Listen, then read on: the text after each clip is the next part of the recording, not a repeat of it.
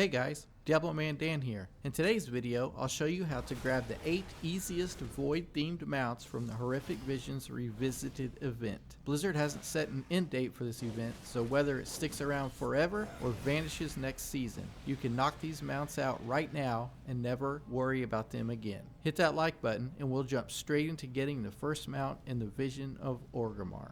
The first mount we are going to get in the Visions of Orgrimmar is the Void-scarred Packmother's Harness. For this, you need at least one mask active. All you need to do is pick up the Windrider related items to get a stacking buff, and then finally getting the rug. You can find the wolf saddle at 6736 in the Valley of Honor inside of the auction house building on the ground right of the auctioneer.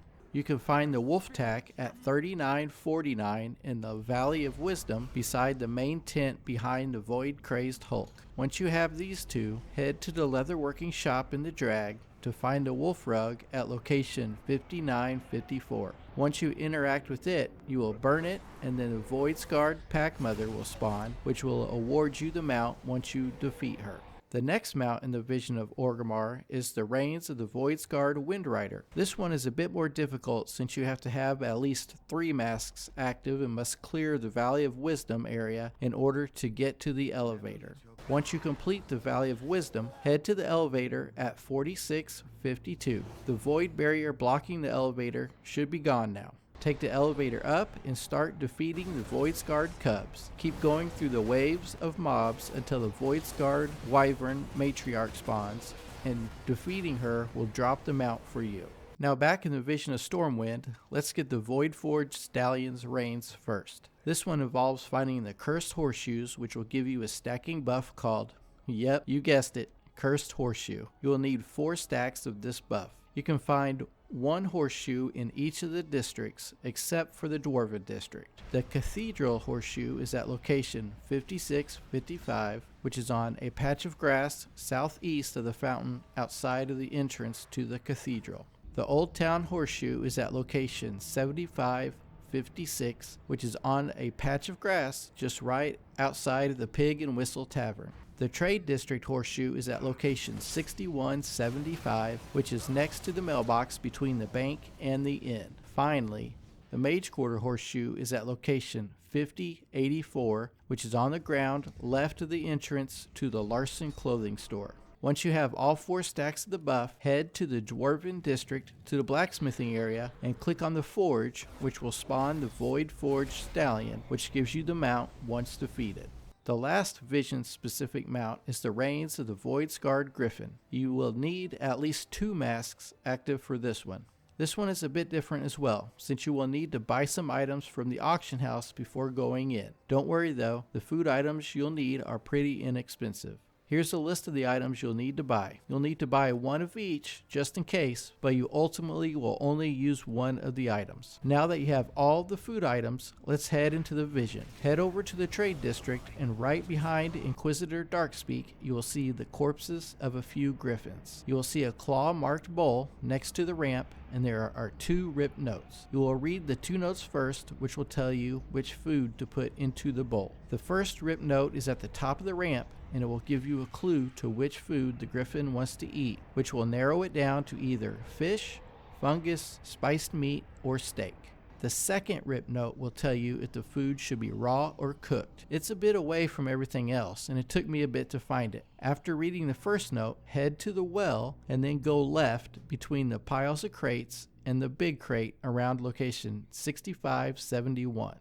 Here's the list from Wowhead, which tells you which one to put into the bowl once you read both of the ripped notes. For this run, I had to put simple stew into the bowl since the clues were spiced meat and cooked. Once you put the food into the bowl, interact with the bowl again to rattle it and to spawn the Void-scarred Gryphon, which will award you the mount once you defeat the rare. A quick warning, if you do the food bowl part wrong, a horde of frenzied rats will spawn and the bowl will despawn, meaning you'll have to restart the Vision again in order to try again. So make sure you put the correct food in the bowl. Now that we have covered those 4 mounts, let's dive into the 2 RNG mounts and then focus on getting the remaining mementos needed for the 2 mounts from the vendor. But first, we're only 650 subs away from our 2,000 subscriber milestone. If you find this guide useful, hit like, subscribe, and let me know which of these 4 mounts so far you like the most. There are 2 mounts that can drop in either vision. One is the nesting Swarmite that can be found in the trash piles, and the other is the returning male Muncher, which can be found from the mailboxes.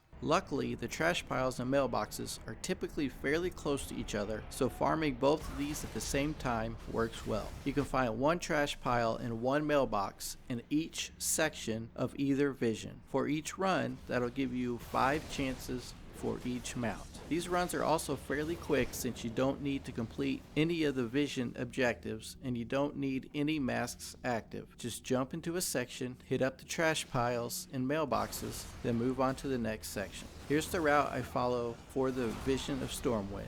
This route only takes a few minutes per run to complete. When doing this route, I was able to get the male Muncher on my 3rd run of this route. I had thought the male Muncher would have been the one that took the longest, but for me, it's the nesting Swarmite, which I still haven't received at the time of recording this video. Here's the route I follow for the Vision of Orgrimmar. I'm not sure if this is true, but it feels like you have to complete more of the vision in order to hit all of the trash piles and mailboxes, so doing this in Orgrimmar takes a little bit longer. This could also be the fact that I've done the Stormwind run a lot more and haven't fully min-maxed Orgrimmar yet. The last 2 mounts can be purchased with mementos from the vendor. You'll need 60,000 mementos to purchase both mounts. Here's some tips in order to get the most out of memento farming. If you waited until last to get these 2, you might already be close to having enough mementos already, so this shouldn't take too long. All of that depends on your RNG luck with the previous 2 mounts though. I still haven't gotten the nesting Swarmite from the trash piles yet.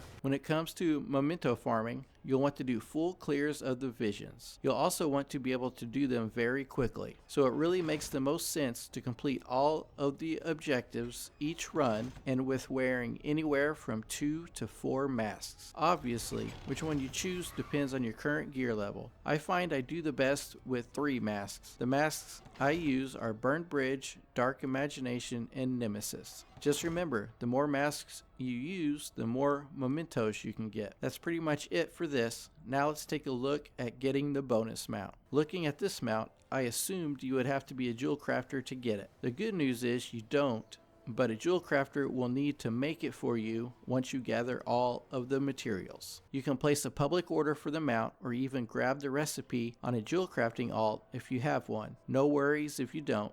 Let's get into it. First thing you have to do is kill Big Keech in the Vision of Orgrimmar with at least 1 mask active. Doing this will unlock all of the materials for the Panther mount. The mats won't drop at all until you do this. Like I said earlier, you don't have to be a jewel crafter for the materials to drop, but if you happen to be a jewel crafter, he will also drop the design pattern for the mount, so you will be able to craft it. Big Keech will also drop the first material you will need to craft the mount, the Void-Bound Orb of Mystery. The next mat you will need is the Unusual Gem, which is located from Valera's End Chest in the Vision of Stormwind. This involves completing the Old Town wing of that vision with at least 1 mask active. This is the one I still need in order to get the mount, so I will need to wait until next week to finish this out. Luckily, the rest of the mats can be gathered in either vision. Next, we have to get 20 Shadow Infused Onyx. That seems like a lot, but you'll get 1 for every completed wing in either vision with at least 1 mask active. So if you do a full clear, you can get 4 in that run. Just a handful of runs and you'll get it finished. Finally, you'll need 4 Black Blood infused bars. These are just hanging around and don't require any wing completion. In the Vision of Orgrimmar, you can find this in the Valley of Wisdom next to the altar at location 4552. Kill the mobs around it and then pick it up and you are good to go. You'll only get 1 at a time, so you'll need 4 runs to get all 4 you need. In the Vision of Stormwind,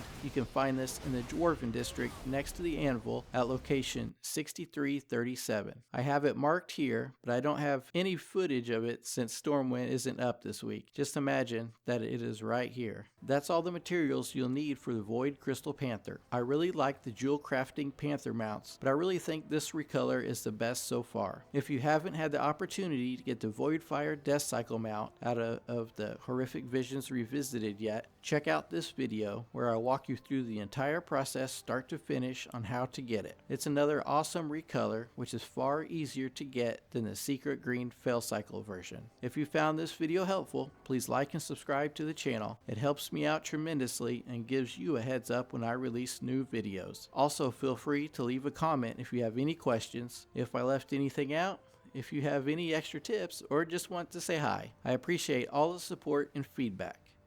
Until next time.